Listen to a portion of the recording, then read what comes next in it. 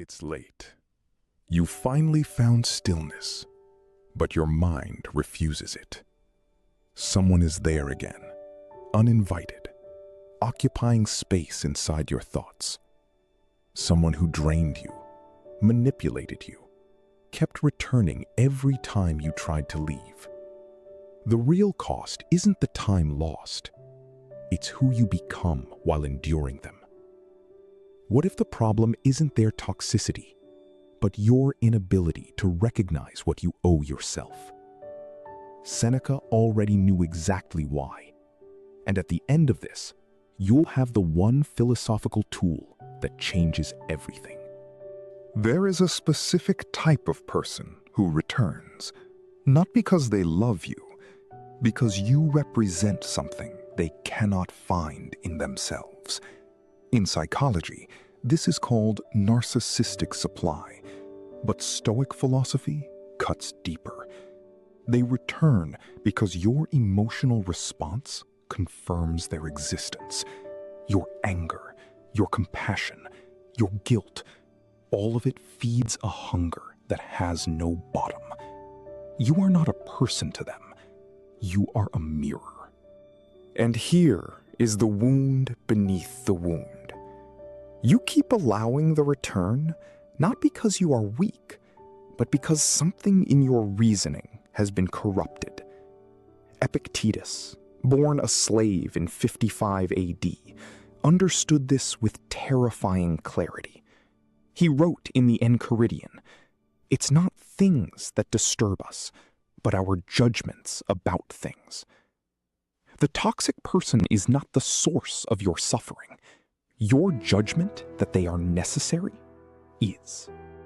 But here is where the story takes an unexpected turn. The pursuit isn't random. Toxic people are extraordinarily precise. They study you. They identify your specific threshold of compassion and exploit it with surgical consistency. They return at your weakest moments, grief, loneliness, transition, because those moments lower your hegemonicon, your ruling faculty of the soul. They don't attack your walls. They wait for you to open the gates yourself. Marcus Aurelius, in his Meditations, written privately, never meant to be published, described a specific inner discipline. He called it prosoche, vigilant, unflinching attention to one's own impulses before they become actions. He practiced this as Emperor of Rome, surrounded by flatterers and manipulators daily. He wrote, "The first rule is to keep an untroubled spirit. The second is to look things in the face and know them for what they are." Prosoche is the beginning of immunity. And if this is stirring something in you, subscribe. What comes next is the principle that makes everything permanent. The Stoics introduced a concept that modern psychology is only now beginning to quantify. Adiaphora, the indifference. Things that exist outside virtue and vice, and therefore outside your genuine concern. A toxic person's opinion of you, their anger, their need. These are adiaphora, externals. They have no authority over your soul unless your judgment grants it. Here is what few ever truly understand about the cycle of return. Seneca wrote in Epistulae Moralis, Letter 3, "Recede in te ipse," withdraw into yourself, not as retreat, as fortress construction. Every time you engage with someone's manipulation, even to defend yourself, even to explain your boundaries, you are handing them material. Your explanation becomes their leverage. Your defense becomes evidence they still matter. Silence, for the Stoic, is not avoidance. It is armor. Wait. What comes next is what few truly understand, and it will challenge something you believe about yourself. The real question is never, why do they keep coming back? The real question is, what do you believe about yourself that makes their return feel meaningful? Epictetus, once owned, once chained, taught that the man who is undisturbed by circumstance has no exploitable surface. His apatheia, freedom from reactive passion, left nothing for manipulation to grip. Apatheia is not numbness. This distinction is critical. The Stoic does not become cold or indifferent to humanity. He becomes unmovable in his values while remaining fully present. Zeno of Citium, who founded Stoicism in Athens around 300 BC after losing his entire merchant fleet in a shipwreck, did not collapse into bitterness. He walked into a bookshop, read Xenophon's account of Socrates, and rebuilt himself entirely. He chose virtue over circumstance, every single time. Now we enter the territory of practice. Tomorrow, when you wake, before any screen, before any message, perform what Seneca called premeditatio malorum, the premeditation of adversity. Specifically, visualize the toxic person attempting to re-enter your life. See it clearly. Then ask, what virtue does engaging serve? If your answer is anything other than your own integrity, you already have your answer. The practice takes 90 seconds. The clarity it produces lasts all day. The second practice is spatial. Musonius Rufus, the Roman Stoic teacher in the 1st century AD, Epictetus' own mentor, taught that virtue is not abstract. It is enacted in specific choices, in specific moments. When the toxic person contacts you, your body will respond before your mind does. Train the body through repetition. Pause. Breathe deliberately. And ask what Musonius called the officium, the duty of the wise person here. Not what feels right, what is right. The third practice is what I call radical witness. Write it down, not to process emotion, but to document behavior.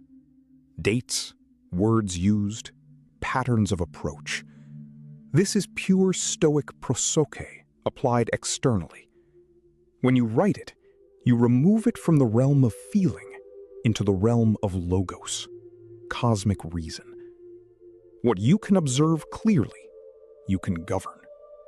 What lives only in emotion controls you. The journal is not therapy. It is philosophy in action. In 65 AD, Seneca faced the ultimate test of his philosophy. Emperor Nero, his former student, sent soldiers with the order to execute him. Seneca, then 70 years old, gathered his friends, told them, "I leave you what is more precious than all, the image of my life." He dictated final thoughts. He opened his veins without trembling. The historian Tacitus recorded his composure in detail. When the moment came, his philosophy was not an idea. It was him. Here is the brutal truth the hook promised you. Toxic people pursue you because you have not yet fully claimed your own value as non-negotiable. This is not your fault. It is, however, your responsibility. The Stoic word is arete, excellence of character, cultivated daily, not declared once.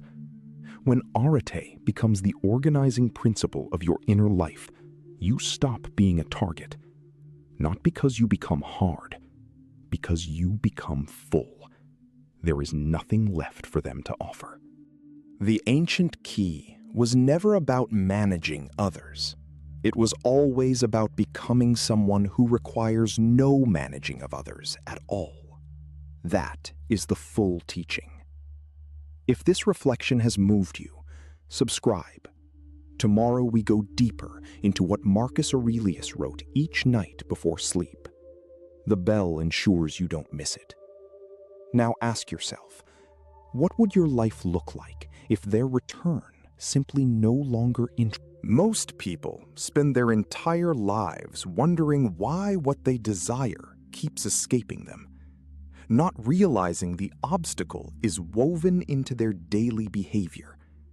There are exactly 6 habits that silently repel everything you want: wealth, clarity, respect, purpose, deep connection. And number 6, almost no one recognizes it, yet it is the most destructive of all. Pay close attention. Number 1, the habit of consuming without creating. Marcus Aurelius, writing alone in his military tent on the Danube frontier around 170 AD, never intended his meditations for public eyes. He wrote to forge himself, not to be seen writing. Today, most people absorb endlessly. Content, opinions, news, other lives.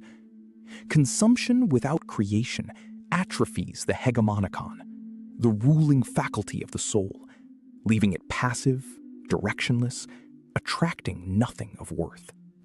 The Stoics called the ruling faculty the hegemonicon, the internal governor that shapes every impression, every judgment, every action. When you only consume, you hand that governor over to external forces. You let algorithms, crowds, and noise steer you. The remedy is ruthless. Create something daily. A written reflection, a disciplined practice, a constructed argument.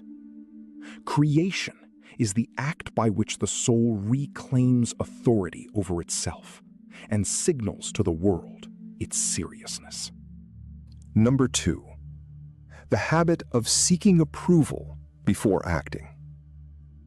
Epictetus, born a slave in Hierapolis in the 1st century AD, owning nothing except the clarity of his mind, taught one foundational principle: the dichotomy of control.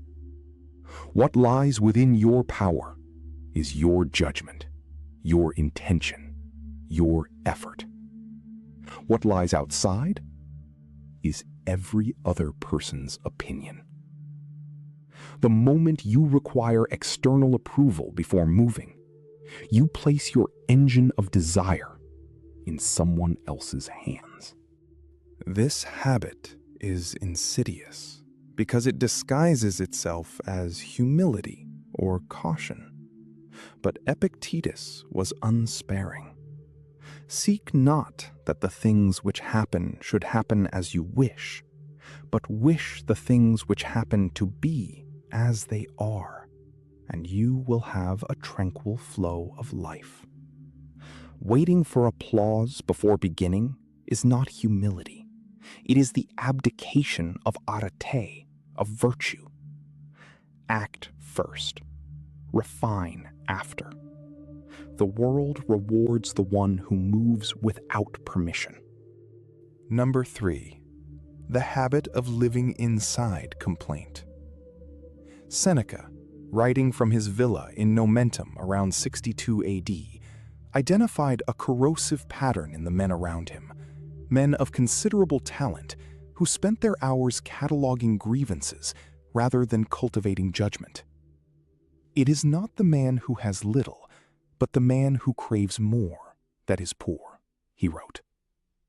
Complaint is the ritual by which we rehearse helplessness and teach our minds to perceive the world as hostile and closed. Every complaint is a quiet declaration. I am subject to what happens outside me. The Stoic alternative is not optimistic denial. It is prosoche, vigilant attention to the internal narrative you construct around events. Seneca practiced premeditatio malorum, anticipating adversity with precision, not to complain about it in advance, but to strip it of its power to surprise and destabilize. And if this is stirring something in you, subscribe. What comes next matters even more. Number 4. The habit of confusing motion with progress. The ancient Stoics distinguished sharply between preferred indifference, health, wealth, status, and genuine goods, which are exclusively virtues: wisdom, justice, courage, temperance. Most people pursue the former with frantic activity while neglecting the latter entirely. They are busy. They are not building. Busyness becomes a psychological shield, evidence offered to oneself that one is deserving, without the discipline of actually becoming so. Musonius Rufus, the Roman Socrates, teaching in Rome during Nero's reign, argued that philosophy without practice is theater. He assigned his students physical labor alongside philosophical reasoning, insisting that virtue must be embodied, not merely contemplated. The discipline you need is simple and severe. End each day asking not, "How much did I do?" but how much of what I did moved me closer to the person capable of holding what I desire. Motion without direction is exhaustion dressed as ambition. Number 5. The habit of treating desire as a destination rather than a direction. Here lies one of Stoicism's most precise and misunderstood insights. Marcus Aurelius wrote in Book 5 of the Meditations, "Confine yourself to the present," not as a passive surrender, but as an act of strategic focus. Desire projected entirely into a future outcome creates what the Stoics called false dependency on externals, adiaphora, indifferent things, and corrodes the present judgment needed to reach them. The ancient Stoics embraced amor fati, not merely accepting fate, but actively willing it, finding in each present circumstance the material for virtue. When desire becomes a destination, failure to arrive produces despair. When desire becomes a direction, a compass orientation, every present moment becomes a legitimate step. The person who acts virtuously toward their goal today is already, in the Stoic sense, succeeding. The future arrival is a preferred indifferent. The present effort is the only genuine good. Number 6. The one almost no one recognizes, the most subtle and most destructive habit of all. The habit of living without a defined philosophy of the self. Not a religion borrowed wholesale, not a set of productivity rules. A genuine, examined, personal doctrine, a logos, a coherent account of what you believe, what you will not compromise, and what standard you hold yourself to in private when no audience remains. Without this, desire has no gravitational center.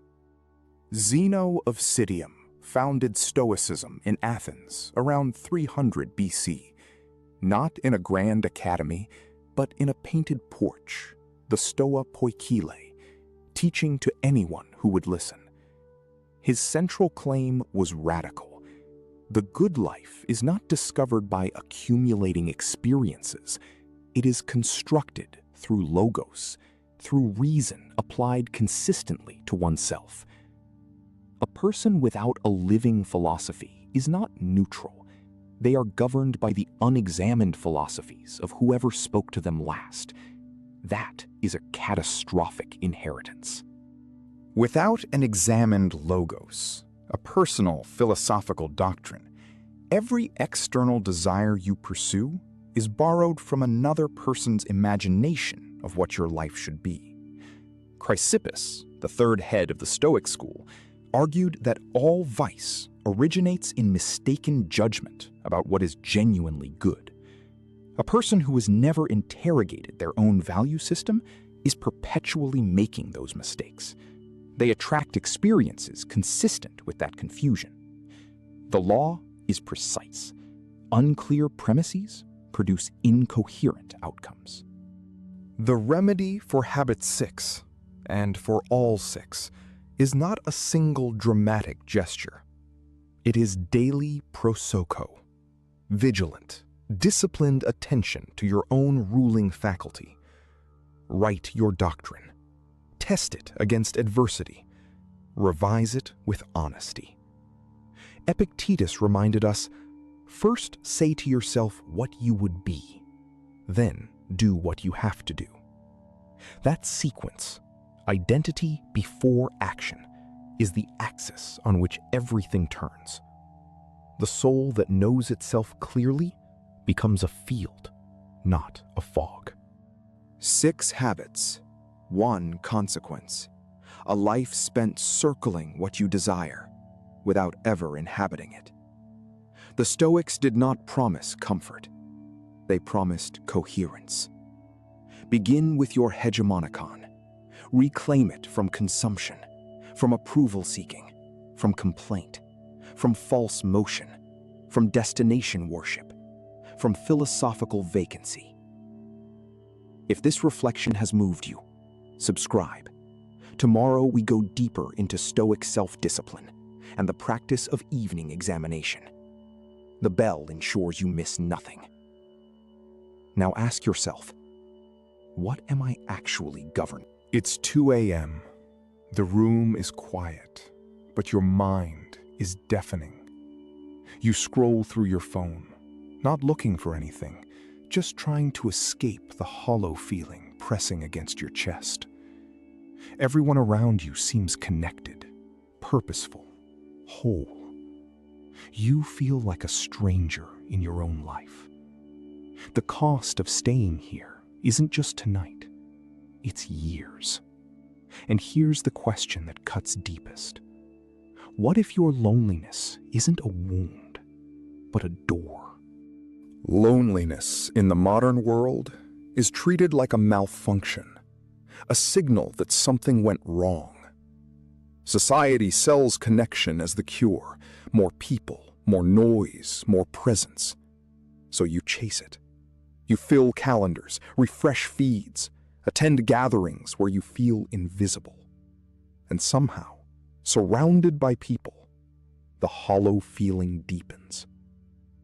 This is the first wound, believing that more external contact will silence an internal absence. The second wound cuts deeper. You begin to believe the loneliness is evidence of your unworthiness, that others have something you lack, some warmth, some magnetism, some invisible key. You replay conversations, dissect silences, audit your own personality like a broken machine. The Romans had a word for this recursive self-torment.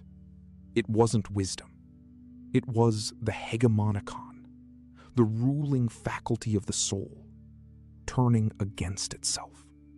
Epictetus, born a slave in Hierapolis in 50 AD, who owned nothing, controlled nothing external, wrote this in the Enchiridion: "Men are disturbed not by the things which happen, but by the opinions about the things." Your loneliness is not produced by solitude. It is produced by the judgment you press upon solitude. This is the dichotomy of control. The event is indifferent. Your interpretation is everything. That distinction is not small. It is everything. Seneca, writing from his villa in Nomentum around 62 AD, diagnosed the same illness with surgical precision. In his Letters to Lucilius, Letter 2, he wrote, "Recede in te ipse," retreat into yourself. He was not prescribing isolation, He was prescribing interiority. The difference is absolute. Isolation is running from people. Interiority is running toward yourself. One hollows you further. The other builds something the world can never take from you. And if this is stirring something in you, subscribe. What comes next matters even more. Seneca also practiced what he called premeditatio malorum, the premeditation of adversity. He would deliberately imagine solitude, disconnection, rejection, not to suffer them, but to strip them of their power. What you rehearse mentally, you master. Most people are ambushed by loneliness. The Stoic prepares for it, meets it standing, and transforms it into something sovereign. But here's where the story takes an unexpected turn. The Stoics did not consider solitude a problem to be solved. Marcus Aurelius, Emperor of Rome, commanding 28 legions, responsible for 60 million lives, wrote in his private meditations, never intended for publication, "Nowhere can man find a quieter or more untroubled retreat than in his own soul." He was describing an inner citadel, a fortress built not from stone, but from disciplined thought. Solitude was the gate. This inner citadel, what the Stoics called the hegemonikon, the governing faculty, is the only territory you truly own. Not your reputation, not your relationships, not your body. Those are what Epictetus classified as a diaphora, indifferent externals. Not worthless, but not yours. Your faculty of judgment, your capacity to interpret reality, your chosen response to the world, that is yours, absolutely and permanently. No person, no circumstance can enter without your permission. Prosoche, vigilant attention to one's own inner life, was the central Stoic practice. Not the passive awareness of popular culture. Active, rigorous, daily self-examination. Each morning, Marcus Aurelius would interrogate his own intentions before meeting the world. Each evening, Seneca would audit his day. What bad habit have I checked today? In what respect am I better? This is not self-criticism. This is self-architecture. You are building something deliberately, brick by brick, in silence. Wait. What comes next is what few truly understand. Loneliness contains a hidden gift that comfort destroys. In 1840, after years of isolated inner struggle, the American essayist Ralph Waldo Emerson, deeply influenced by Stoic philosophy, wrote, "To be great is to be misunderstood." Isolation from the crowd is not evidence of failure. It is often evidence of divergence, that your inner development has outpaced your current environment. The seed must crack open alone, in darkness, before it rises. Tomorrow, when you wake and feel the familiar hollow weight, do this. Before reaching for your phone, sit with the silence for exactly 5 minutes. Practice prosoche. Ask yourself 3 questions Seneca prescribed. What am I actually feeling? What judgment am I adding to this feeling? What is genuinely within my control right now? Write the answers. Not to perform reflection, but to exercise the hegemonikon. Flex the governing faculty deliberately. 5 minutes of honest interiority outweighs 5 hours of distraction. The second practice is what Marcus Aurelius called amor fati, love of fate. Not passive acceptance, active embrace. When loneliness arrives, instead of fleeing it, say to it, "You are here. I will not negotiate with fear. Show me what you carry." Every great philosopher, Epictetus in chains, Seneca in exile, Marcus amid plague, found that the hardest, most unwanted experiences contained the densest philosophical material. Your loneliness is not empty, it is full. You have not yet learned to read it. In the winter of 65 AD, Seneca was ordered by Emperor Nero to take his own life. Surrounded by weeping friends, he remained composed. His wife, Pompeia Paulina, rushed to die beside him. He spoke calmly, invoking the Stoic principle he had written about for decades, that death is merely the final proof that external circumstances own nothing of the philosopher's inner life.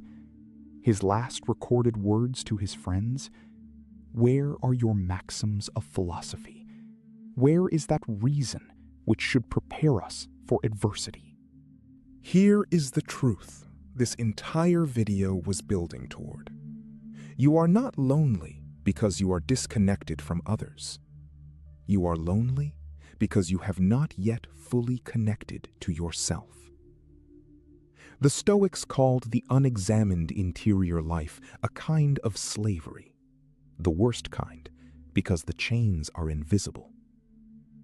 Every philosopher we discussed, Epictetus, enslaved; Seneca, exiled; Marcus, exhausted by empire, built their freedom from the same material, the disciplined, daily relationship with their own governing soul.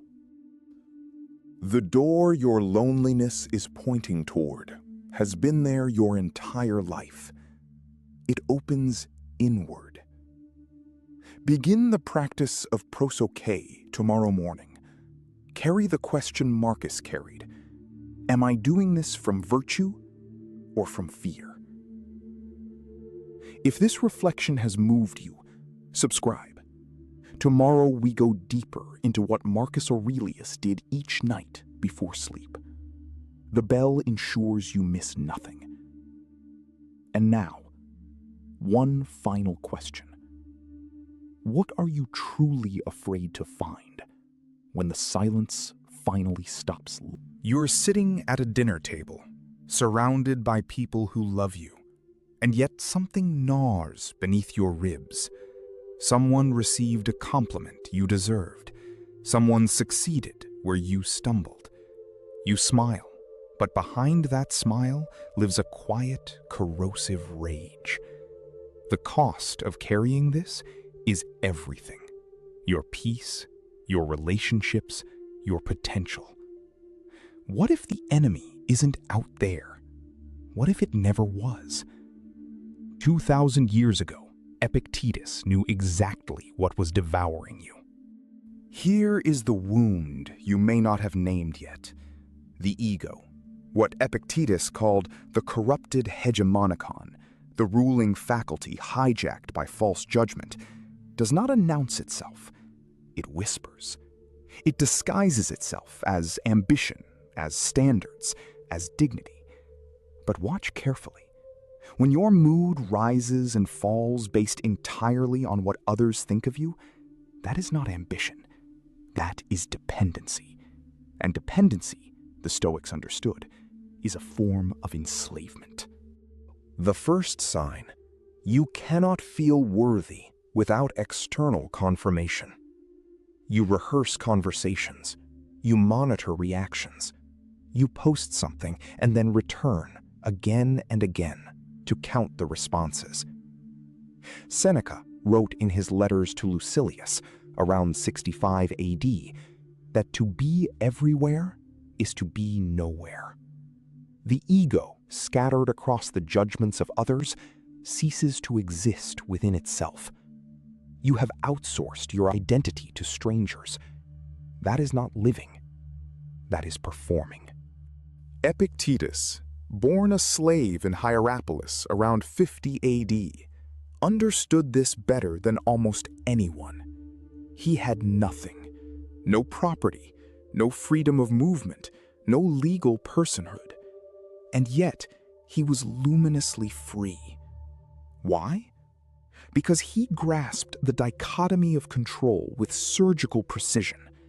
Some things are in our power, our judgments, our values, our will. Everything else, including what others think of you, is not.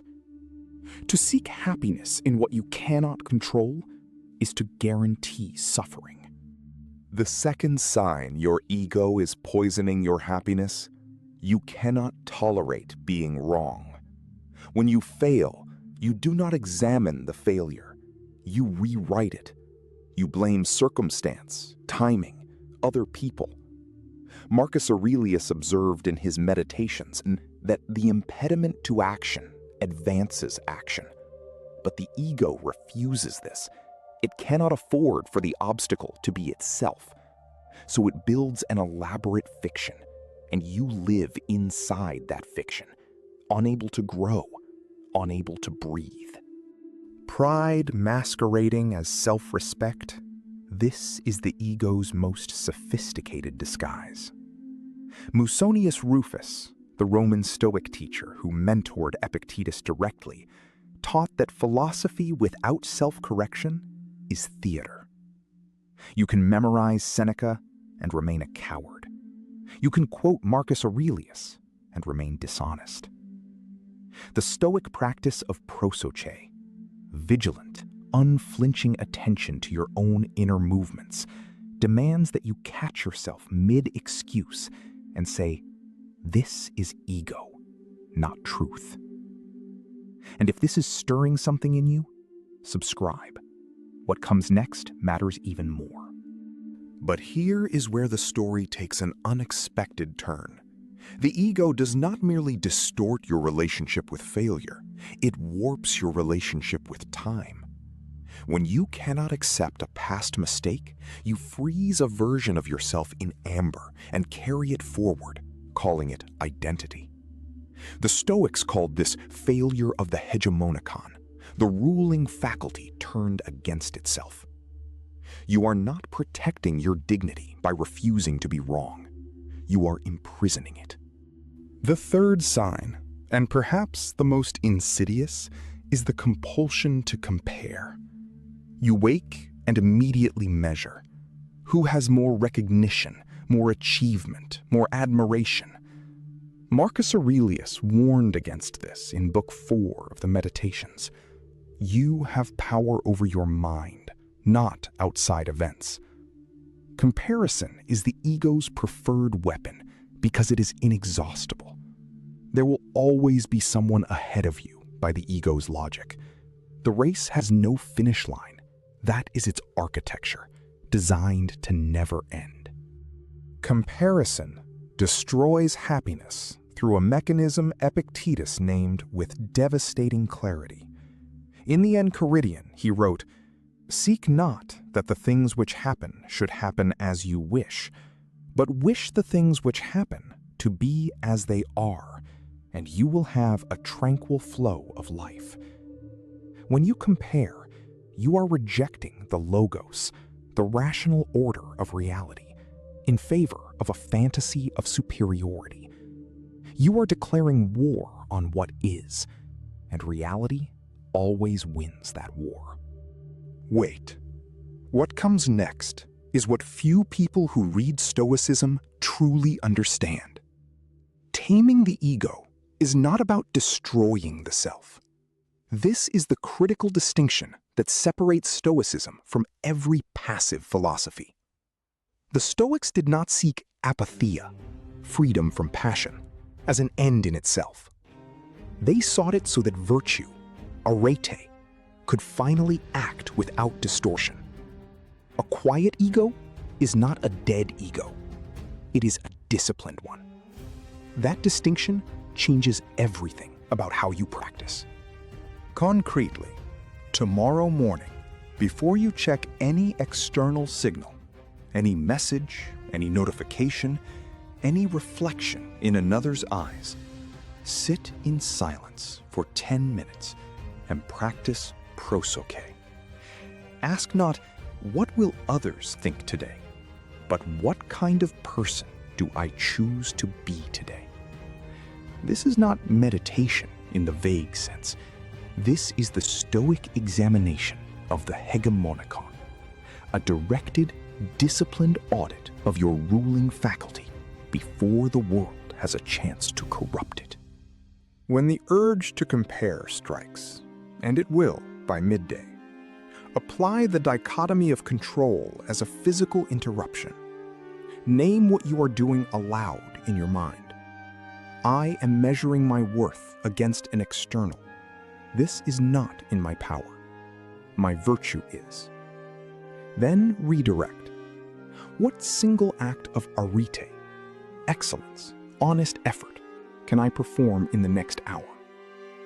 This is not positive thinking. This is the Stoic rewiring of the hegemonikon through disciplined, repeated practice. In the winter of 177 AD, Marcus Aurelius sat in his military tent on the frozen Danube frontier, commanding the Roman legions against the Marcomanni. He was emperor of the known world. He was also writing private notes to himself, never intended for publication, reminding himself that glory was an external, that comparison was a trap, that his only task was virtue. He wrote, "Waste no more time arguing what a good man should be. Be one." The most powerful man alive still fought his ego daily. Marcus Aurelius did not conquer his ego at the Danube. He sat with it, examined it, and chose virtue instead, every single day. That is the ancient practice promised at the opening. Not a revelation, but a discipline.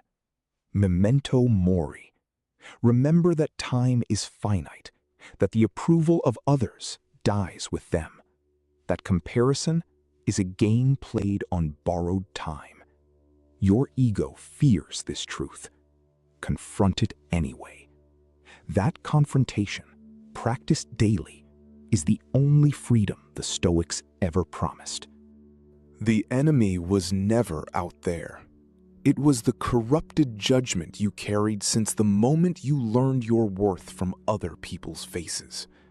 Tame that, and happiness, not the feverish kind the ego chases, but the deep, unshakable kind Epictetus called eudaimonia, becomes possible. Subscribe if this reflection has moved you. Tomorrow we go deeper into what Marcus Aurelius wrote each night before sleep. The bell ensures you don't miss it. What would you do today if no one were? It's 6 a.m. Your eyes open before the alarm. Already, before a single word is spoken, the weight arrives.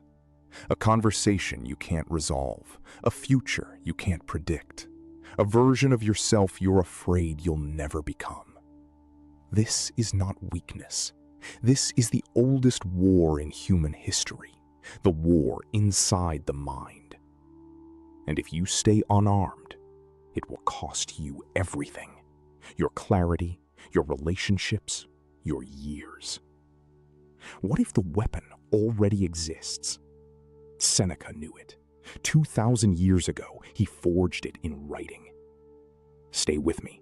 The technique at the end of this video will change your mornings permanently. We will move through 3 territories this morning. First, we name the true nature of anxiety. Not what popular culture tells you, but what the Stoics discovered at its biological and philosophical root. Second, we go deep into the Stoic armory. Specific doctrines, specific names, specific ancient words that carry surgical precision.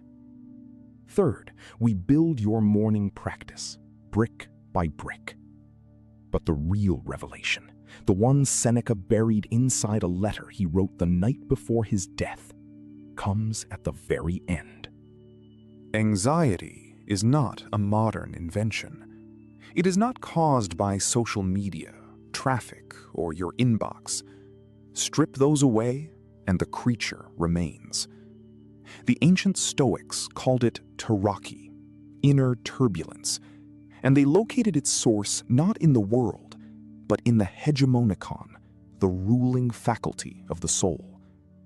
Your mind generates fear not because danger is present, but because your faculty of judgment has been left untrained, unguarded, open to every passing impression, like a wound left to the weather.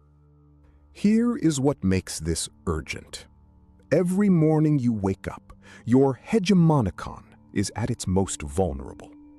Neuroscience and Stoic philosophy agree on this exact point.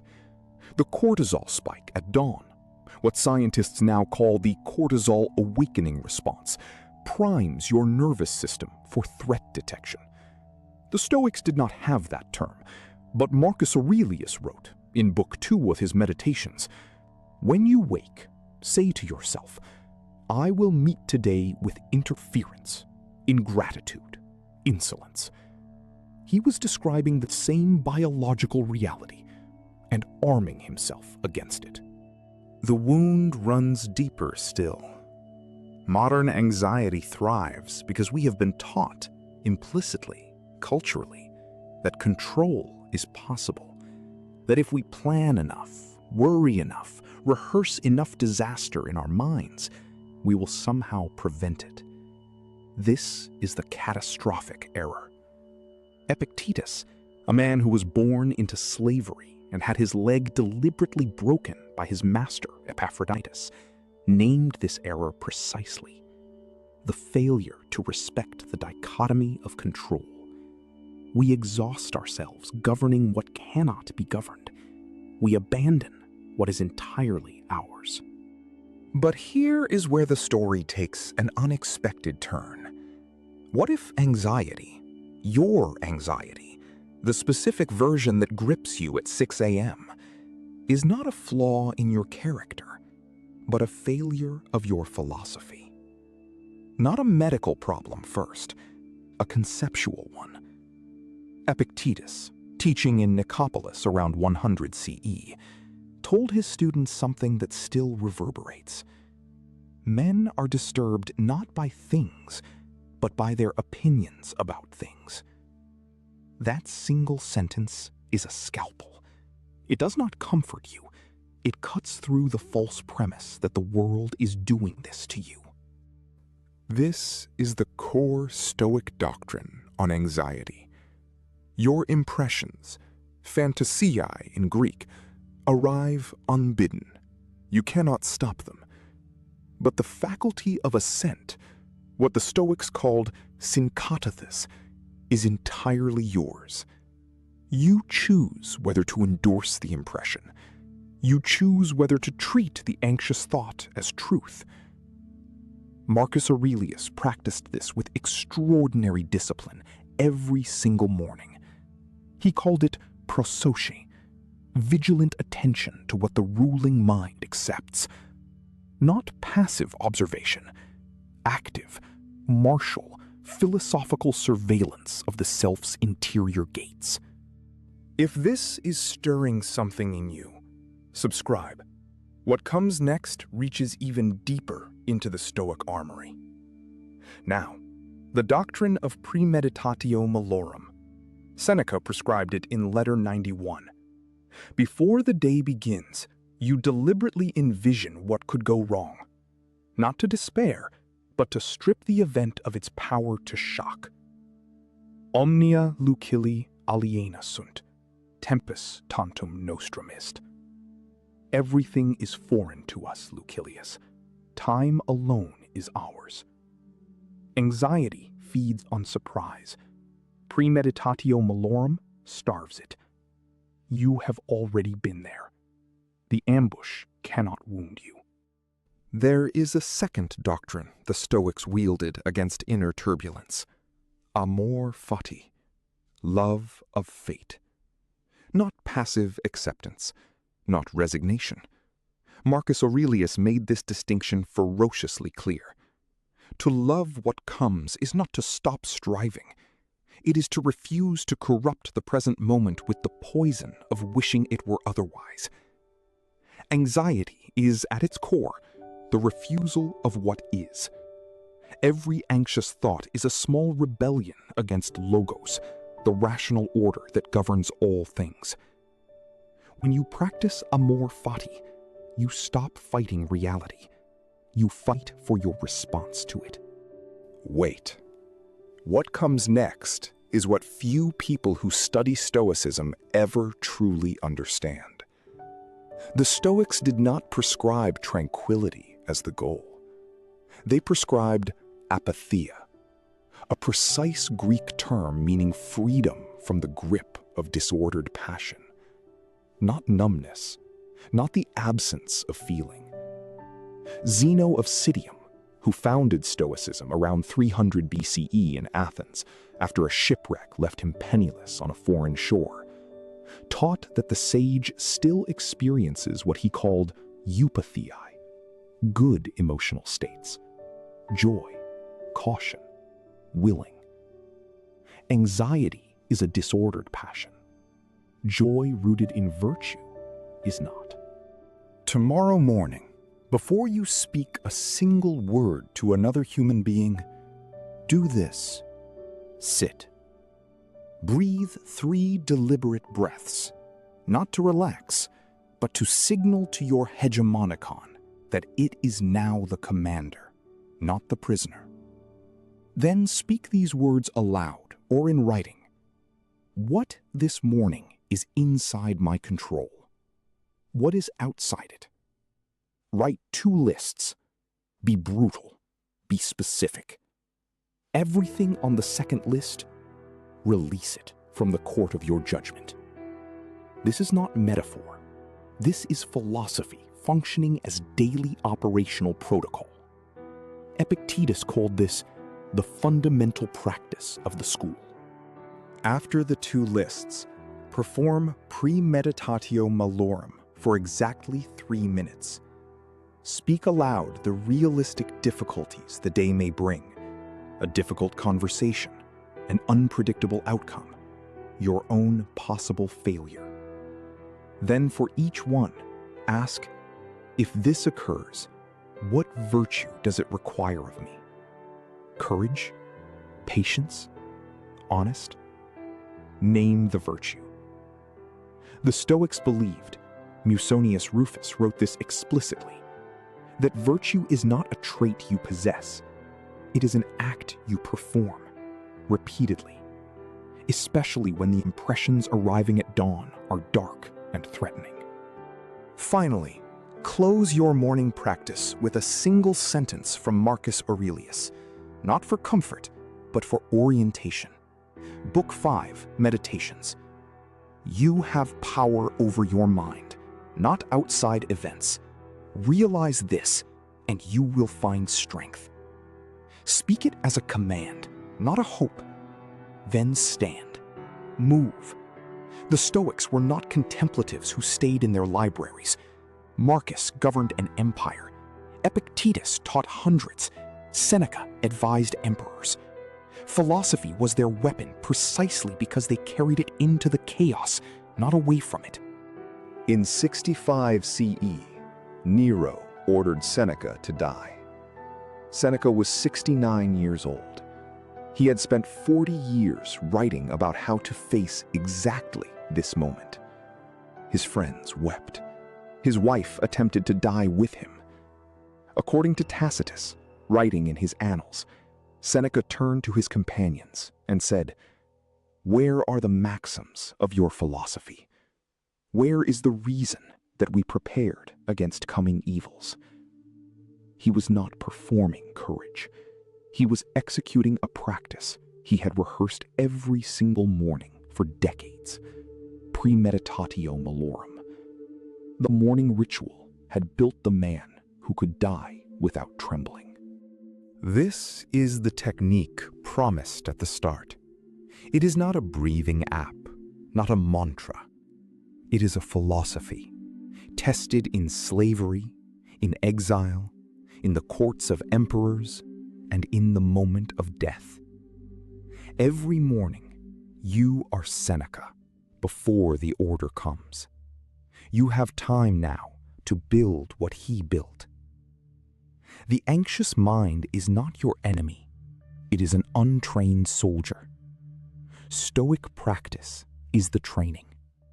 Not once, not occasionally. Every single morning, before the world speaks first. The shield Seneca forged was built one morning at a time. So is yours. If this reflection has moved you, subscribe.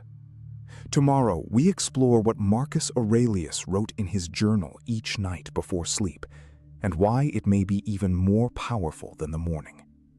The bell ensures you do not miss it. Now, what will you place on your list of what you control to? It's 2 a.m. You're lying awake, rehearsing what you should have said. Someone underestimated you. Again. Maybe they laughed. Maybe they dismissed you without blinking. And the worst part? Part of you believes them. That doubt is costing you years. What if the problem isn't their opinion of you, but your devotion to it? 2,000 years ago, Epictetus, a former slave who became the most dangerous mind in Rome, already had the answer. And it begins with silence. Here is the wound most people carry without naming it. They are addicted to being understood. Every time someone doubts you, you feel a compulsive need to explain, to justify, to prove. You post, you argue, you rehearse speeches in the shower. This need is not strength. It is a leash. And whoever holds your need for approval holds you entirely. This is the first pain the Stoics diagnosed with surgical precision. Marcus Aurelius wrote in his private journal, Meditations, never meant to be read, "You have power over your mind, not outside events. Realize this, and you will find strength." He did not write that for an audience. He wrote it as a command to himself, alone, in a military tent on the Danube frontier, surrounded by enemies. That privacy was the practice. The journal was his forge. No witness required. Most people hemorrhage their potential through their mouths. Every time you announce a goal, your brain registers a small social reward, the nod, the admiration, before you have done a single thing. Research by Peter Gallwitzer at NYU confirms it. Announced intentions reduce execution. The Stoics named this failure centuries earlier. Epictetus warned in the Enchiridion, "Seek not that the things which happen should happen as you wish, but wish things to happen as they do." Silence protects the work. There is a Stoic concept called prosoche, vigilant, penetrating attention directed inward. Not introspection for comfort, not self-flattery. Raw, unflinching self-audit. The Stoics practiced it daily at dawn. Ask yourself right now, how much energy did I spend this week managing perceptions instead of building capability? Every hour performing weakness, seeking validation, arguing with critics, is an hour stolen from the forge. Prosoche demands ruthless honesty before the world earns your words. And if this reflection is already stirring something in you, subscribe. What arrives in the next sections will demand even more of you. But here is where the story takes an unexpected turn. The Stoics were not passive. They did not counsel retreat. They built. Zeno of Citium, the founder of Stoicism, lost everything in a shipwreck. His cargo, his wealth, his identity, and walked into Athens with nothing. He sat at the feet of philosophers, studied obsessively, and within years was teaching his own school on the painted porch. He did not announce a comeback. He became one. The dichotomy of control, Epictetus's foundational principle, is not a comfort, it is a weapon. What is up to you? Judgment, effort, discipline, character. What is not? Reputation, outcome, others' opinions. When you fully absorb this, something terrifying happens. You lose your excuse. You can no longer blame the critic, the environment, the timing. The hegemonicon, your ruling faculty, becomes sovereign. And a sovereign mind does not explain itself to subjects. Study is not passive accumulation. In Stoic practice, it is the forging of the hegemonicon, the ruling faculty that filters every impression before it becomes reaction. Musonius Rufus, the Roman Stoic teacher who trained Epictetus himself, insisted the philosopher must not merely know virtue, he must practice it, as a physician practices medicine, on actual cases, under real pressure.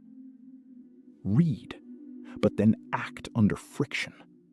The book is the blueprint. Your life is the construction site. Training is not punishment. In Stoic philosophy, it is the expression of arete, excellence as a lived practice, not a destination. Marcus Aurelius woke before dawn every day, despite being the most powerful man alive. He trained the body not for vanity, but because apatheia, freedom from the tyranny of passion and impulse, is earned through physical and mental repetition. Discipline is the only democracy. It grants power to anyone willing to pay the price consistently and in private. Wait, what comes next is what few who study Stoicism truly understand. It is not enough to study and train. Thousands do both and remain invisible to themselves. The missing element is the third command: shut up. Not forever, strategically. Seneca wrote in Letter 46, "Retire into yourself as much as possible with those who are going to make you better." Silence is not absence, it is compression. The longer the silence, the greater the eventual force. Tomorrow, when you wake before the city does, do this. Write 3 lines in a private journal, not for sharing. Line 1, what you are building this week in silence.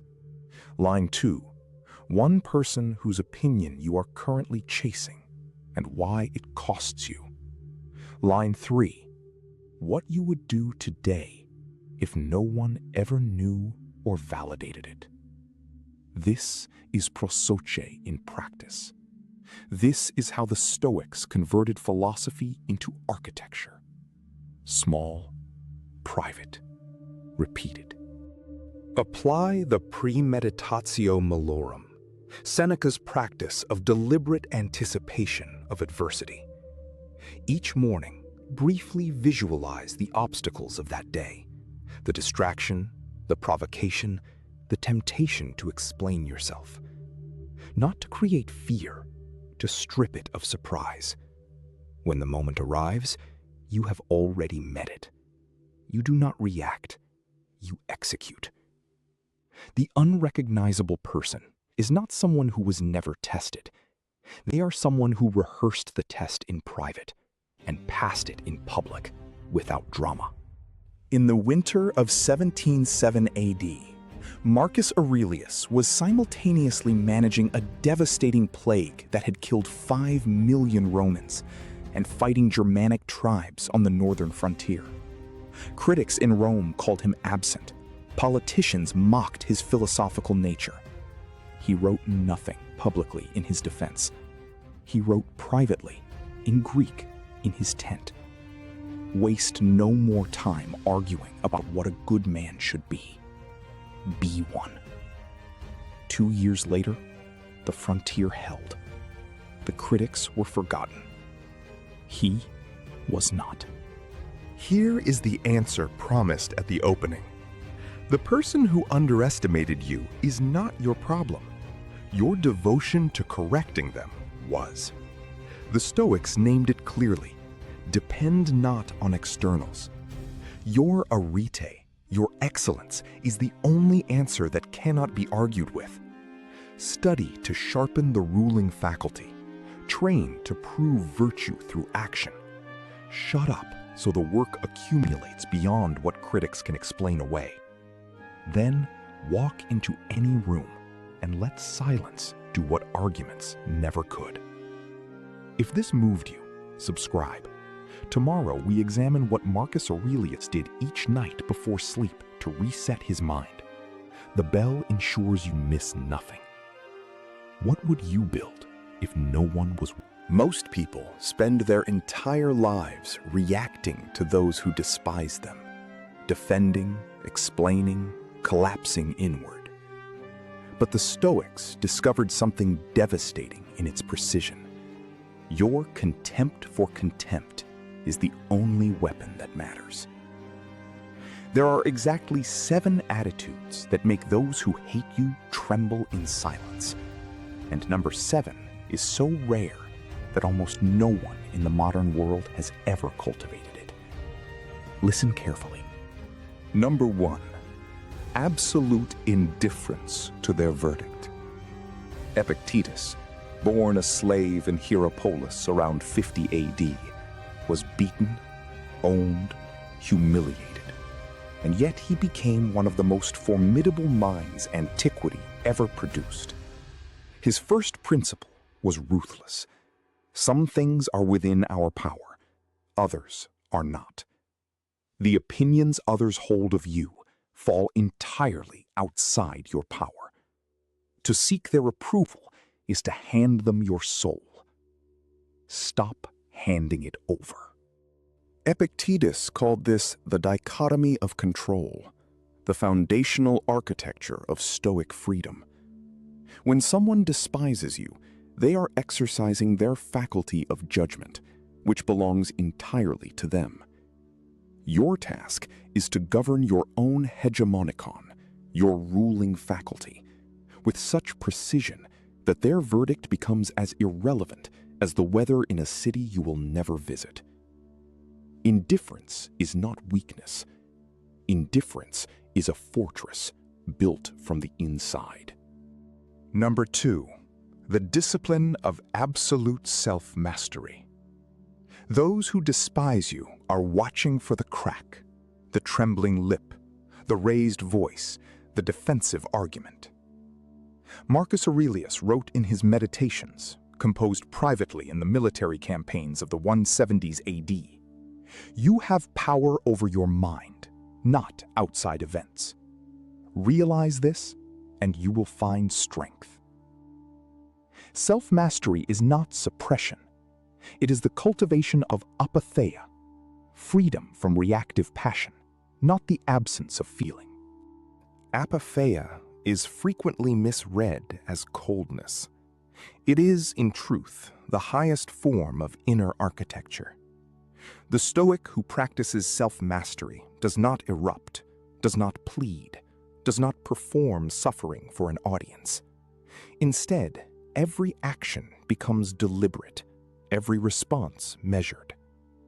When your enemies witness a person who cannot be destabilized, who moves through provocation like a stone through water, they experience something they cannot name. It feels like trembling, and it is. Number 3, the refusal to explain yourself. Cato the Younger, Rome's most fearless moral sentinel, never once adjusted his convictions to satisfy his accusers. When Julius Caesar's faction spread slander across Rome in 63 BC, Cato did not issue rebuttals. He simply continued living with transparent virtue. Seneca wrote, "Silence is an answer." Explaining yourself to those who despise you is an act of submission disguised as defense. Silence, worn with dignity, is devastating. And if this is stirring something in you, subscribe. What comes next matters even more. Number 4, the practice of prosoche, vigilant self-attention. Prosoche is the Stoic art of watching your own inner state with the precision of a scholar studying a primary source. Not introspection for comfort, but rigorous attention to whether your judgments, desires, and actions align with virtue. Those who despise you want you distracted, reactive, self-ignorant. Prosoche is the antidote. Marcus Aurelius practiced prosoche every single morning in his private meditations. Texts never intended for public eyes, written in Greek, in military tents across the Danube frontier. He was the most powerful man on earth, and he spent the dawn interrogating his own character. Why? Because he understood that the person most likely to destroy you is not your enemy. It is the version of yourself that stops paying attention. Vigilant attention is a daily armor forged in solitude. Number 5, building in the darkness, the power of hidden progress. Musonius Rufus, Epictetus' own teacher, exiled twice by Roman emperors, continued teaching philosophy in the open fields of Gyros Island. Banished, stripped of status, watched by enemies. He did not stop. He built. The Stoics taught that virtue is the only true good, and virtue can be practiced in any condition. When those who despise you believe they have silenced you, they reveal their ignorance of what you are actually building. Hidden progress is not hiding from fear. It is the Stoics' strategic silence. Seneca wrote in his letters to Lucilius around 65 AD, "Retire into yourself as much as you can." This is not withdrawal from life. It is the concentrated assembly of capacity, while others waste energy on gossip and performance. Every skill developed quietly, every discipline practiced in obscurity, is compound interest on virtue. When it finally surfaces, those who despised your silence will not recognize the person before them. Number 6, amor fati, the love of what is. This is the Stoic attitude that most confounds enemies. Amor fati, love your fate. Do not merely endure it. Marcus Aurelius formulated it not as resignation, but as the full embrace of reality's nature, logos, the cosmic reason governing all events. When those who despise you engineer your setbacks, and you respond not with bitterness, but with transformation, you remove from them the only tool they ever possessed, your suffering. Amor fati is philosophically precise. It does not claim your circumstances are good. It claims your response to them can always be excellent. The Stoic does not perform optimism. The Stoic looks at the obstacle and asks with total seriousness, what does virtue require of me here, in this specific condition, on this specific day? That question, repeated with prosoche and answered with arete, transforms adversity into the very substance from which character is constructed. Your enemies built you. Number 7, the attitude almost no one has mastered, the one that causes the deepest, most lasting silence in those who despise you. Memento mori. practiced as liberation, not as fear. Remember death, not as a morbid obsession, but as the ultimate clarifying lens. Zeno of Citium, founder of Stoicism in Athens around 300 BC, taught that the philosopher who truly reckons with impermanence needs nothing from human opinion, because human opinion itself is impermanent. Nothing survives contempt like indifference to permanence. When you hold memento mori, not as philosophical decoration, but as a living practice, reviewing each evening what was used and what was wasted, something in your bearing changes permanently. You stop arguing with small people over small things. You stop needing validation from those whose opinions will not survive the decade. Seneca wrote in Letters 77, "Think of yourself as dead. You have lived your life. Now take what is left and live it properly." That is not despair. That is freedom. When someone who despises you witnesses a person for whom death itself holds no terror, someone who has already resolved the deepest existential question, they encounter an immovability they cannot penetrate. They bring fear. You bring logos. The contest ends before it begins. This was the promise. 7 attitudes, each precise, each historically grounded, each available to you now, in this life, on this day. The question is not whether you understand them. The question is whether you will practice them. Number 7 is the one that ends arguments before they start, because a person liberated by memento mori needs nothing from those who despise them. Subscribe if this reflection has moved something in you. Tomorrow, we go deeper into the Stoic art of premeditatio malorum. The bell ensures you miss nothing. And now, one question to carry with you. Which of these 7 have you already been practicing without knowing it? It's late. You're lying there, staring at the ceiling, replaying a moment, a glance they gave someone else, a silence that lasted too long, and the thought surfaces, quiet and corrosive. I am simply not enough. The cost of letting that thought govern you? You vanish.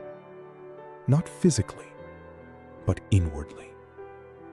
And 2,000 years ago, Epictetus already diagnosed exactly what creates this slow erasure, and the precise method to reverse it. Tonight, we will move through 3 revelations. First, why feeling not enough is a philosophical misdiagnosis, not a factual verdict. Second, what Stoic doctrine says about the inner faculty, the hegemonikon, that you have surrendered to others. Third, a precise daily practice to reclaim it. But the deepest truth, the one that changes everything, waits at the very end. Here is the wound. You have spent years measuring your worth through someone else's attention. When they look at you warmly, you feel real. When they look away, you dissolve. This is not love. It is a form of psychological exile you have imposed on yourself. You have outsourced the most sacred human function, the judgment of your own value. And that outsourcing costs everything. Psychologists call this contingent self-worth. The Stoics called it something far more precise: dependence on externals, on what Epictetus named ta ektos, the things outside your ruling faculty. In his discourses, written in the 1st century, he stated it plainly. Seek not that the things which happen should happen as you wish, but wish the things which happen to be as they are, and you will have a tranquil flow of life. But here is where the story takes an unexpected turn. The feeling of not being enough is not a symptom of your inadequacy. It is a symptom of philosophical confusion, a category error. You have taken an external, their approval, their desire, their attention, and placed it inside the column of necessary goods. The Stoics called this false promotion, and it is the root of every ache you carry into 3 a.m. Epictetus was born a slave. In Hierapolis, around 50 AD, he owned nothing.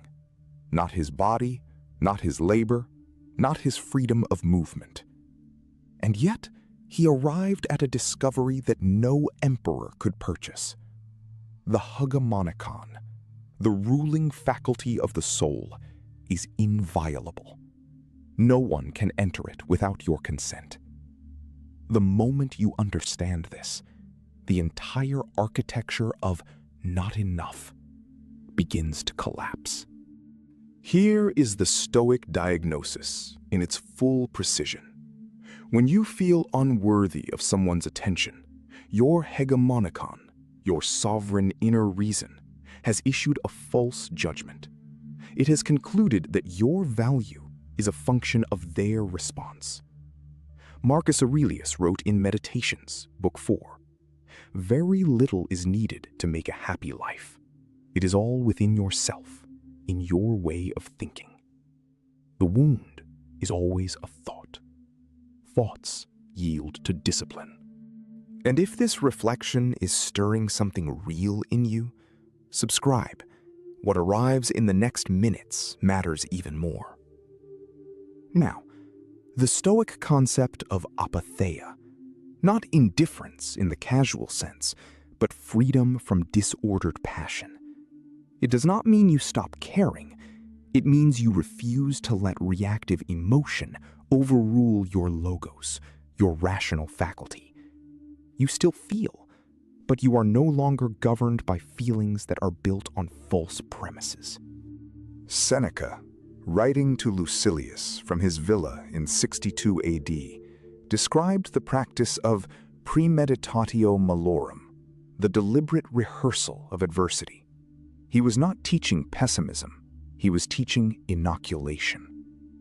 When you premeditate the possibility of rejection, of being unseen, of being insufficient in someone's eyes, and you rehearse your rational response, you rob that moment of its power to collapse your inner structure. You arrive prepared. You arrive whole. Now we reach the second pattern interrupt. Wait, because what comes next is what few who suffer this wound ever truly understand. The practice of prosoche, vigilant attention to your own inner state, is not self-obsession, it is the opposite. It is the courageous act of watching your own mind make its false moves, catching the moment you hand your value over to another, and refusing. This is where attraction is actually born. Tomorrow morning, before you check your phone, before you seek any signal of validation from the external world, sit for 5 minutes in deliberate prosoche. Ask, what judgments did I make yesterday about my worth that depended entirely on someone else's behavior? Write them down. Then, apply the dichotomy of control. Epictetus was ruthless here. What is not in your power is nothing to you. What is in your power is everything, and it is enough. Add to this a second practice, amor fati, the love of your own fate. Not resignation, not passive acceptance, an active, fierce embrace of exactly who and where you are. Marcus Aurelius practiced this relentlessly.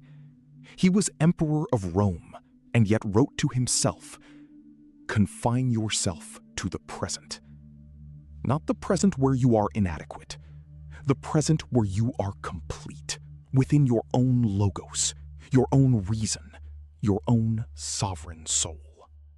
The third practice is this: cultivate arete, virtue, excellence, as your primary attractor, not as performance, but as genuine becoming. Stoicism is not passive. It demands that you actively construct yourself into someone whose inner quality radiates outward. Zeno of Citium, the founder of Stoicism, taught in the Athenian Stoa Poikile around 300 BC that virtue alone constitutes the good. When you embody that, you do not chase, you draw.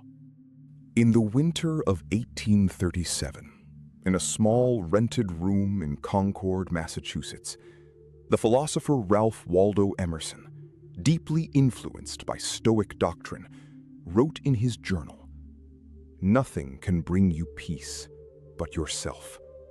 Nothing can bring you peace but the triumph of principles." He was 34, professionally uncertain, personally shaken by grief. Yet he chose the interior life over the approval of contemporaries. Within 5 years, he transformed American thought. The inner work preceded the outer magnetism. Here is what Epictetus understood that your 3 a.m. mind forgets. You were never incomplete. You assigned incompleteness to yourself the moment you accepted someone else's indifference as a verdict. The technique revealed: practice prosoche each morning, apply the dichotomy of control ruthlessly, and embody arete as your daily offering to the world. These 3 acts, sustained, do not just restore you, they make you undeniable. The Stoics did not promise you that others will always see your worth. They promised something greater, that you will never again depend on their seeing it. If this reflection has moved you, subscribe. Tomorrow we explore what Marcus Aurelius wrote in his private journal each night before sleep. The bell ensures you miss nothing. Now ask yourself, whose verdict have you been living under? And when did you stop being your own philosopher? You walk into a room, and no one turns. You speak, and the words dissolve like smoke.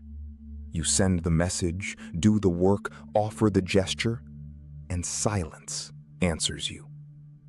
This isn't loneliness. It's something sharper, the specific ache of being present and unseen. The cost of staying here is not just pain, it's the slow erosion of your will. But what if invisibility is not a wound? What if it's an initiation? 2,000 years ago, Epictetus, a man who began life as a literal slave, already knew exactly why being ignored might be the most powerful position you'll ever occupy. We will move through 3 territories tonight. First, the anatomy of invisibility, what it actually does to the soul, and why most people misread it entirely. Second, the Stoic philosophy that transforms being ignored from a verdict into a forge. Third, the practical discipline, what you do with your hands and your mind on the days nobody sees you. But the revelation that closes this, the thing Epictetus said in chains, will reframe everything that came before it. There is a particular quality to being ignored that ordinary loneliness does not carry. Loneliness is about absence. Invisibility is about presence without acknowledgement.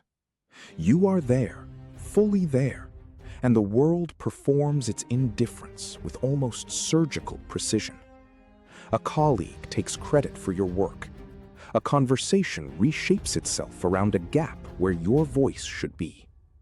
The people you love most look through you as though you were furniture. This is the wound. Not that you don't exist, but that your existence registers as irrelevant. The psychological damage compounds quietly. Neuroscience and ancient philosophy agree on this, if nothing else. Sustained social invisibility mimics the same neural signature as physical pain. The brain does not distinguish cleanly between a broken arm and a broken sense of worth. And so, you begin to adapt. You shrink your opinions. You perform louder versions of yourself, hoping to be registered. You become, slowly, imperceptibly, someone you would not recognize in calmer waters. The tragedy is not the original wound. It's what you build around it. But here is where the story takes an unexpected turn. Every great Stoic philosopher was, at a defining moment in his life, profoundly invisible. Marcus Aurelius spent years as a reluctant heir, deliberately overlooked by the court of Hadrian, writing philosophy in margins that no one was supposed to read. Seneca was exiled to Corsica for 8 years, erased from Rome's conversation entirely. Epictetus spent his early decades as property, legally voiceless. Their invisibility was not incidental. It was the condition inside which their philosophy crystallized. What they forged there became the foundation of Western inner life. Epictetus opens the Enchiridion, his foundational manual, with a distinction that sounds almost too simple until you sit with it long enough to feel its full weight. He writes, "Some things are in our control, and others not." The Greek term is the dichotomy of control. Your reputation, other people's perception, whether you are seen or celebrated, these are externals, what Epictetus calls ta ektos. They are, by Stoic definition, indifferent, adiaphora, not worthless, but not yours. Your judgment, your values, your response to invisibility, these are yours entirely. This is the first cut of the Stoic scalpel. Here is the deepest paradox Stoicism offers. The person who does not need to be seen is the most powerful person in any room. The Stoics called this apatheia, not the modern word apathy, which implies indifference born of defeat, but a disciplined freedom from the passions that make external validation feel like oxygen. When you no longer need the room to turn when you enter, the room loses its authority over you. Your hegemonicon, your ruling faculty, the commanding center of the soul, remains sovereign. And sovereignty is incompatible with invisibility as a wound. If this is stirring something in you, subscribe. What comes next matters even more. Marcus Aurelius, ruling the most powerful empire on earth, wrote privately in his Meditations, Book 6, "You have power over your mind, not outside events. Realize this, and you will find strength." He was not writing for posterity. No audience was ever intended. He was practicing prosoche, vigilant attention to the internal landscape, the ongoing self-examination that kept his hegemonicon intact. Here was the most visible man alive, writing as though no one would ever read him. That discipline, the act of doing deep work for its own integrity, is the Stoic antidote to invisibility. Seneca, in his letters to Lucilius, written from retirement, deliberately withdrawn from Rome's noise, articulates what he calls the gift of withdrawal. Recede in te ipse, retire into yourself. When the world ignores you, he argues, It has accidentally handed you the rarest commodity in Roman public life, time, uncontested by performance. Invisibility, Seneca insists, is the fertile soil of philosophy. The man who must be seen at every banquet, praised at every forum, is a man whose interiority starves. The man nobody watches is free to become someone magnificent in private. Wait, what comes next is what few who study Stoicism truly understand. Being ignored is not merely tolerable within the Stoic framework. It is, in precise technical terms, an opportunity to practice what Marcus Aurelius called amor fati, love of fate. Not passive resignation, that is the counterfeit. Amor fati is the active, chosen embrace of exactly what is. The Stoic does not merely accept invisibility, he minds it. He asks, what does my logos, my capacity for rational alignment with cosmic reason, demand of me in this exact condition? That question transforms humiliation into instruction. Tomorrow, when the silence greets you again, do not fill it with performance. Instead, begin the practice the Stoics called premeditatio malorum, deliberate premeditation of adversity. Each morning, acknowledge this. Today, I may be ignored. Today, my work may go unrecognized. Today, the room may not turn. Then ask, explicitly, in writing if possible, what virtue does this day require of me regardless of who is watching? Epictetus taught his students to ask, not what did they think, but did I act in accordance with my best nature? That internal tribunal is the only one that governs arete. The second practice is what Musonius Rufus, the Roman Stoic teacher who trained Epictetus himself, called the discipline of action without audience. Musonius argued that virtue practiced in public is always slightly corrupted by the gaze of witnesses. True character is revealed in what you do when no recognition is possible. He required his students to perform acts of integrity in absolute obscurity, anonymous generosity, private study, labor that left no record. The logic is precise. If your goodness depends on being seen, it is not goodness, it is theater. Strip the audience away. What remains is your actual character. The third practice is memento mori, applied to recognition itself. Remember, the applause of any given era is temporary. Zeno of Citium, who founded Stoicism in 301 BCE in the Stoa Poikile, the painted porch in Athens, was ignored, then ridiculed, then tolerated, then celebrated, then ignored again across centuries. The verdict of your moment is not the verdict of your life, and the verdict of your life is not the verdict of your worth.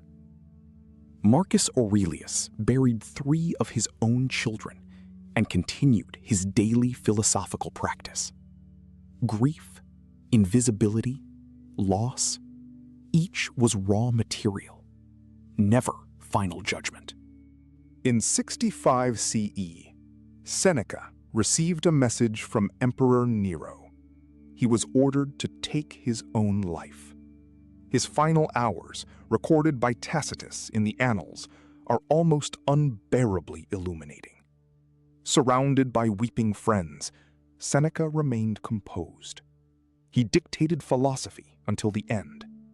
He had spent decades preparing for exactly this, the moment when the world's verdict and his internal standard would face each other directly. He had written in Letter 77, "Let us prepare our minds as if we had come to the very end of life. Let us postpone nothing." His invisibility to Nero's empire became his immortality in ours. Here, then, is the revelation promised at the opening. The Stoic power of being ignored is not that invisibility stops hurting. It does not. The dichotomy of control does not anesthetize pain. It reclassifies it. The ache of not being seen remains real. What changes is its jurisdiction. It moves from the hegemonikon, your sovereign faculty, into the category of ta ektos, the externals, the indifferent, the things that do not own you. You stop building your identity on a foundation that other people's attention controls. What you build on what remains is indestructible. This is not a consolation. This is a philosophy, a complete architecture for a life. Epictetus, who was once ignored because he was property, became the most quoted philosopher of the Roman imperial court. Not because he sought recognition, because he refused to let its absence diminish him. If this reflection has moved you, subscribe. Tomorrow we explore what Marcus Aurelius wrote each night before sleep and why it changes everything. The bell ensures you don't miss it. One final question to carry into your silence. If no one ever acknowledged your deepest work, would it still be worth doing? You're in the room. People are talking, laughing, performing. And you feel it, that invisible pull to prove yourself, to be louder, sharper, more impressive. You give in. Later, alone, something hollow lingers. You said too much, revealed too much. The cost of that hunger for approval is quiet, but devastating. What if the most magnetic thing you can become requires saying almost nothing at all? 2,000 years ago, Epictetus already knew exactly why you keep losing your power. We'll explore 3 things. First, why the hunger for approval is the root of all social weakness. Then, the Stoic discipline of silence and self-command that transforms how others perceive you. Finally, what true inner authority looks like and why it radiates outward without effort. But the real revelation, the discipline that binds all 3, comes at the very end. What you discover there will permanently alter how you move through every room. Here is the wound most people carry without naming it. They need the room to confirm they exist. Every glance, every laugh at their joke, every nod of agreement becomes evidence they matter. Epictetus called this the most dangerous form of slavery, surrendering your hegemonikon, your ruling faculty, to the judgment of strangers. When your inner world is governed by external reaction, you are not free. You are performing. And the audience always senses the desperation behind the performance. Watch what happens in any gathering. The person who speaks first, loudest, most often, they are not commanding the room. They are begging it. The words are plentiful, but weightless. People listen politely and move on. Meanwhile, someone else sits quietly, speaks rarely, and when they do, the room shifts. Heads turn. Conversations pause. That person has something the loud one sacrifices with every anxious word. Gravity. Gravity is not performed. It is preserved through restraint. Seneca wrote in his letters to Lucilius, and these were not abstract philosophy, they were urgent dispatches. Every time you step outside, beware. The crowd will contaminate you. He meant this precisely. Every unnecessary conversation, every performance of wit, every opinion offered without invitation costs something, invisible but irreplaceable: your inner coherence. The Stoics called the preservation of that coherence prosoche, vigilant attention to the self. Without it, the self scatters, and scattered men are never respected. But here's where the story takes an unexpected turn. Most people hear silence and restraint and picture a cold, closed-off person, someone who withholds warmth, builds walls, wins respect through intimidation.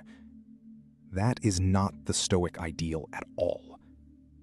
Marcus Aurelius, who commanded the Roman Empire for nearly 2 decades, was described by those around him as genuinely warm, deeply attentive, and profoundly interested in others. His restraint was not distance, it was discipline. There is an enormous difference. The Stoic discipline at the heart of this is called apatheia, and it is chronically misunderstood.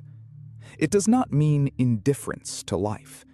It means freedom from irrational passion, from the reactive emotional storms that make a person unpredictable and therefore unsafe. When you achieve apatheia, you become consistent. People always know what they are getting with you. Consistency is the foundation of trust. Trust is the foundation of respect. Respect, sustained over time, is what the world calls irresistible. Marcus Aurelius wrote in Book 5 of his Meditations, his private journal, never intended for publication, "You have power over your mind, not outside events. Realize this, and you will find strength." This is the dichotomy of control that Epictetus built his entire philosophy upon. What is yours? Judgment, intention, response. What is not? Others' opinions, outcomes, the room's reaction. When you stop fighting for what was never yours, your energy consolidates. Consolidated energy is what others feel when you enter. And if this is stirring something in you, subscribe. What comes next cuts even deeper into the ancient source of personal power. Consider what the Stoics called officium, duty. Not duty as obligation imposed from outside, but duty as the natural expression of who you have chosen to become. When a person operates from clear duty, toward excellence, toward virtue, toward the people they genuinely love, their actions carry a quality that others cannot quite name, but deeply feel. It reads as integrity. Integrity draws people in without trying. Wait. What comes next is what few truly understand about Stoic self-mastery. Most self-improvement content tells you to project confidence, to optimize your body language, to craft a personal brand. The Stoics would find this almost comical. Zeno of Citium, who founded Stoicism in Athens around 300 BCE while teaching in the Stoa Poikile, the painted porch, said simply, "Live according to nature." Your nature includes logos, cosmic reason, the rational principle that connects you to the universe's own structure. Align with logos. Nothing else is needed. Here is the practice. Tomorrow morning, before you speak a single word, pause. Epictetus taught that between impulse and action, there is a sacred space, the space where your hegemonicon, your ruling faculty, governs. In that space, ask one question. Does this word serve virtue, or does it serve my need for approval? If the answer is the latter, withhold it. Do this for 1 week. You will find your words become fewer, heavier, and more astonishing in their effect on others. Second practice. Practice premeditatio malorum, Seneca's method of deliberately imagining difficulty before it arrives. Each evening, sit with 5 minutes of uninterrupted silence. Ask, what could go wrong tomorrow? What slight might I receive? What temptation to react, to defend, to perform? Rehearse your measured response in advance. This is not pessimism. It is fortification. The person who has already faced their fears in imagination is unmoved when those fears appear in reality. Unmoved people are perceived as powerful.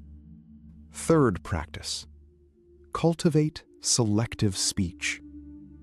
The Roman Stoic Musonius Rufus, less famous than Seneca or Marcus Aurelius, but arguably their equal in rigor, instructed his students to speak only when silence would be inferior. Consider that standard. Not when you feel like speaking, not when you want to be heard.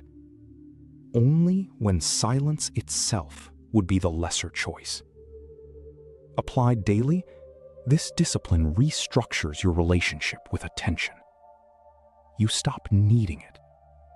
And the moment you stop needing it, you begin to command it. In 161 CE, Marcus Aurelius became emperor of Rome at age 40. He had spent 20 years preparing, studying, practicing, failing privately, refining his character in relative obscurity. When power finally arrived, contemporaries noted something extraordinary. He did not change. The same man who had written quietly in his journal continued writing quietly as emperor. Same temperament, same discipline, same measured speech. Cassius Dio, the historian, recorded that soldiers loved him not for speeches, but for his unmistakable steadiness. That steadiness was the product of decades of prosoche, vigilant, daily self-attention. The discipline you have been building toward is this: the complete withdrawal of your self-worth from external confirmation. The Stoics called externals adiaphora, indifferent things, not evil, not worthless, simply not the ground of your identity.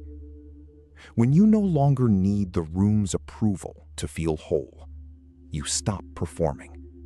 And when you stop performing, something ancient and genuine emerges, a presence others cannot manufacture or fake. That is what Epictetus promised. That is the discipline, and the room will feel it before you say a single word. Everything begins here: the quiet withdrawal of approval-seeking, the daily practice of prosoche, the courage to let silence speak first. If this reflection has moved you, subscribe. Tomorrow we go deeper into what Marcus Aurelius wrote each night before sleep. The bell ensures you don't miss it. Ask yourself now, what would you become if the only approval you ever needed was your... Every compliment you've ever chased has cost you something you cannot name. There are exactly 7 signs you are wasting your life seeking approval from people who cannot even govern their own thoughts. And number 7 is the one almost no philosopher dares to speak plainly. By the end of this, you will see yourself differently. Brace for that discomfort. Number 1. You edit yourself before you speak. Not once, constantly. Before every sentence, a tribunal convenes inside your mind, judging the words before they leave your lips. Epictetus identified this in his discourses, written around 108 AD. The hegemonikon, the ruling faculty of the soul, must serve reason, not the imagined reactions of a crowd. When others govern your words, you have surrendered your command post. Every rehearsed word is a small act of self-erasure. You perform a version of yourself calculated for approval, and over weeks, months, years, you forget which version is real. The Stoics called this failure of prosoche, vigilant attention to one's own inner state. Without it, you drift. You begin living inside other people's imaginations of you, confusing their comfort with your truth. That is not living. That is haunting. Number 2, you feel genuine physical relief when someone agrees with you. Notice this carefully. When another person nods, something inside you unnods. That unknodding is the evidence. You have been holding tension against the possibility of their disapproval. Marcus Aurelius wrote in his Meditations, Book 6, "How much more grievous are the consequences of anger than the causes of it?" Replace anger with approval-seeking. The math is identical. That wave of relief you mistake for connection is pharmacological. Your nervous system has been conditioned to treat social approval as safety. This is not philosophy. This is the psychology of a creature that has forgotten it is free. Stoic discipline, ascesis, is the deliberate practice of tolerating disapproval until the body learns what the mind already knows. Another person's opinion is, in Epictetus's language, not up to us. It belongs to the category of externals. Number 3, you remember criticism for years, but forget praise within days. Recall a compliment you received last month. Difficult, isn't it? Now, recall an insult from 3 years ago. Vivid, precise, almost audible. This asymmetry reveals the architecture of a mind organized around external judgment. Seneca warned in Letters to Lucilius, Letter 5, "Retire into yourself as much as you can." The one who cannot forget criticism has not yet retired inward. And if this reflection is stirring something deep in you, subscribe. What comes next on this channel will matter even more to your inner work. Number 4, you change your stated opinion the moment someone pushes back. Not because new evidence emerged, because their displeasure became unbearable. This is the collapse of what Zeno of Citium, founder of Stoicism in Athens around 300 BC, called the logos-governed life. Logos is cosmic reason operating through you. When social pressure overrides your reasoned judgment, you have replaced logos with noise. You are no longer thinking, you are performing agreement. The Stoic concept of arete, virtue, excellence of character, demands internal consistency. Virtue is not what you express when it is safe. It is what you maintain when it costs you something. Musonius Rufus, the Roman Stoic who taught in the 1st century AD, wrote that philosophy untested by adversity is merely decoration.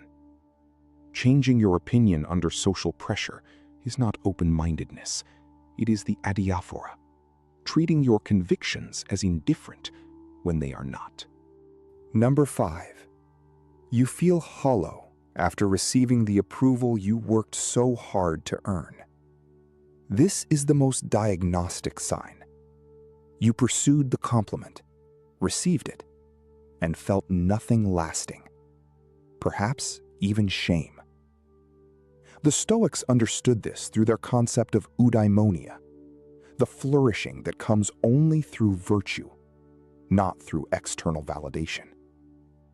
Approval from others is, by Stoic classification, a preferred indifferent, useful perhaps, but never constitutive of the good life. Seneca captured it precisely in De Brevitate Vitae, written around 49 AD. Men sacrifice enormous portions of their lives chasing what, once obtained, leaves them more impoverished than before. The hunger does not end with feeding, it intensifies. This is the structural trap of approval seeking. It is designed to require more. Each validation raises the floor. You are not filling a vessel. You are pouring into a drain. And somewhere beneath the applause, you already know this. Number 6. You make major life decisions based on what will look acceptable to others. Career, relationships, where you live, what you study. These are the coordinates of a life, and you have allowed other people's imaginations to set them. Marcus Aurelius wrote in Meditations, Book 3, "Never esteem anything as of advantage to you that will make you break your word or lose your self-respect. A life chosen for appearance breaks both, quietly, over decades." The Stoics taught officium, duty, but duty to logos, to reason, to virtue, not duty to the crowd's expectations. Epictetus, who was born a slave in Hierapolis around 50 AD, understood better than any free Roman what it meant to have your choices colonized by another's will. He wrote in the Enchiridion, "Seek not that the things which happen should happen as you wish, but wish the things which happen to be as they are, and you will have a tranquil flow of life." Number 7. The one almost no one names plainly. You are not afraid of their judgment. You are afraid of your own. Every time you seek approval, you are outsourcing a verdict you do not trust yourself to deliver. The real question you are asking is not, do they think I am good? The real question is, am I good? And you cannot face answering it alone. That is the wound beneath all the performance. The Stoics called self-examination the highest practice. Memento mori, remember that you will die, was not merely about mortality. It was a confrontation with the self before time ran out. You will not have time, at the end, to collect enough approval to finally feel worthy. The apatheia the Stoics sought, freedom from disordered passion, begins exactly here, in the moment you stop asking others to confirm what only your own reasoned judgment can establish. Every sign pointed inward. The editing, the relief, the remembered wounds, the collapsed opinions, the hollow victories, the borrowed life. And finally, the judgment you feared was always your own. If this reflection has moved you, subscribe. Tomorrow we go deeper into Stoic self-examination and how Epictetus rebuilt identity from nothing. The bell ensures you don't miss it. Now ask yourself, whose voice has been narrating your choice?